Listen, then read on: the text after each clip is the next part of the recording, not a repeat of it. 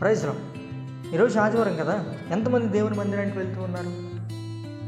ఎంతమంది దేవుని మందిరానికి వెళ్ళాలని సంతోషముతో ఆనందముతో ఎదురు చూస్తూ ఉన్నారు? మనకి ఈ రోజుల్లో సంతోషాన్ని కలిగించేటువంటి విషయాలు అనేకమైనటువంటివి ఉండొచ్చు. కానీ బైబిల్లో భక్తుడైనటువంటి దావీదునకు, రాజు అయినటువంటి దావీదునకు ఒక విషయం సంతోషాన్ని కలిగించేటువంటి విషయం ఏంటి? ఆ విషయం అంటే, యెహోవా మందిరమునకు వెళ్ళుదామని జనులు నాతో అనినప్పుడు నేను సంతోషించి తిని అని చెప్తూ ఉన్నాను.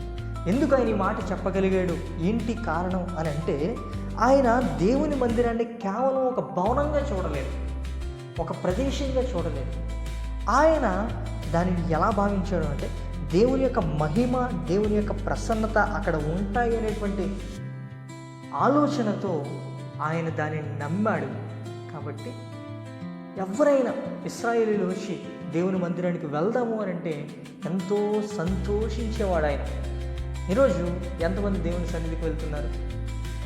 మీకు సంతోషం ఎక్కడ దొరుకుతుందని మీరు భావిస్తున్నారు? ఆలోచించండి.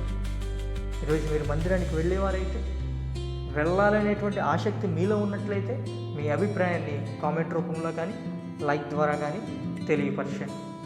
ఎందుకు అనంటే, దేవుని యొక్క ప్రసన్నత ఉండేటువంటి ప్రదేశం. ఒక్క దినము దేవుని మందిరంలో గడుపుట 1000 దినముల కంటే శ్రేష్టం. కావున ఖచ్చితంగా మనం దేవుని సన్నిధిలో ఉండాలి, ఆయన సన్నిధిలో మనం ఆనందించాలి.